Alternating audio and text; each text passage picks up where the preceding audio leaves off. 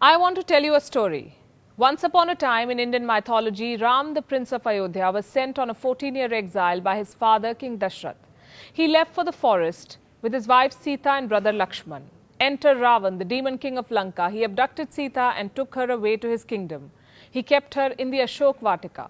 Ram fought Ravan with the help of Hanuman and the Vanar Sena, the monkey army. The devil king was killed and Sita was freed. Ram and Sita returned to Ayodhya after spending 14 years in exile. The people welcomed them with diyas or earthen lamps. The city was lit up in their honor. Today we celebrate this day as Diwali or Deepavali. It marks the return of Lord Ram to Ayodhya. There are also other legends associated with Diwali. It marks the wedding of goddess Lakshmi and Lord Vishnu. Some believe Diwali is a celebration of goddess Lakshmi's birth. Indians also worship Lord Ganesh and goddess Kali on Diwali. The 5-day festivity is celebrated across regions, cultures and religions. Diwali is a festival of light.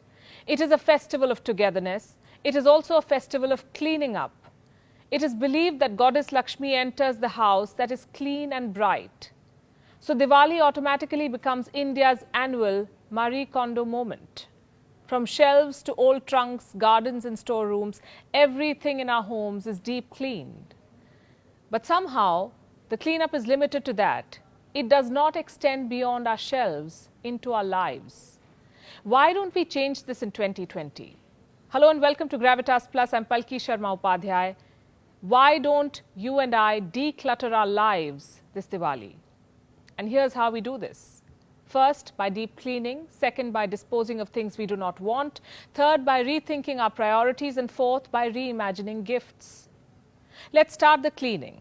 While cleaning your shelves, ask yourselves these questions. How much of what we own do we actually need? How much of what we own do we actually use? How many sets of clothes? How many pairs of shoes? How many bags? Can we do away with some of it? Declutter the wardrobe, keep what's essential, give away the rest, and going forward, try embracing this minimalistic approach. It will save you time, space and energy. It will also save you money. Indians spent 5,408 billion rupees on clothes in 2018. In 2010, the figure was 1,924 billion rupees. The apparel market in India grew 13.8% in FY 2018. Women's wear contributed almost 38% of it. Delhi, Mumbai, Bengaluru and Chennai were the top apparel consumers. I understand that an average Indian's disposable income has grown and more spending keeps the economy moving, but spending does not necessarily bring joy. Multiple studies have shown this. Wanting things makes us happier than having them. Let me quote from one. Materialists believe that an upcoming purchase would transform their lives in important and meaningful ways. We believe the things we buy will change our lives, improve our relationships, boost our self-esteem, make us happier. That joy is often short-lived. What stays is a hole in the pocket and another shelf occupied. We don't just do this with the things we buy.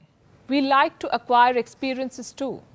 Go on a holiday and click 1,000 photos. Instead of enjoying a moment, we want to save it in our camera.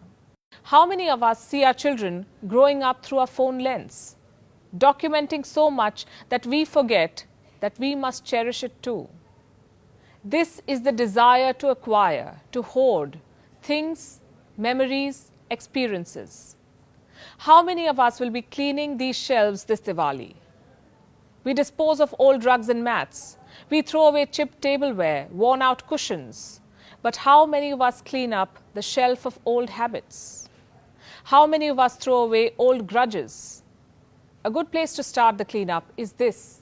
Social media, junk the obsession. It is said to be more addictive than alcohol or cigarettes. Also junk unhealthy body goals, toxic relationships, materialism, throw away excessive credit cards, dispose of the cycle of debt. In India, credit card outstandings have grown rapidly since 2015, averaging 27% annually. Total household debt per person is more than 16,000 rupees in India. This is as of January 2019. India's household debt stands at 11.3%. The personal debt of Indians is growing faster than their income. Personal loans grew at 17.1% as of 2019. Disposable income 11%. We are spending more than we earn. What about savings? According to an HSBC survey, only 1/3 of Indians save their income regularly. This Diwali, try to clean up your finances. Diwali marks the start of a new financial year for many Indians. Rethink how you spend your money and don't scroll through online shopping platforms. It's not the best way to kill time. Retail therapy is a misnomer. Emotional buying or shopping because you're bored is not therapy, it's a waste. I should tell this to myself first, but no harm in sharing it with you too. Shop wisely and consciously. Think of the consequences, the financial consequences, the environmental consequences. Studies claim that consumer culture is to be blamed for the climate crisis. A survey was conducted in the world's 94 biggest cities. It found that the consumption habits of 700 million people is responsible for 10% of the global greenhouse gases.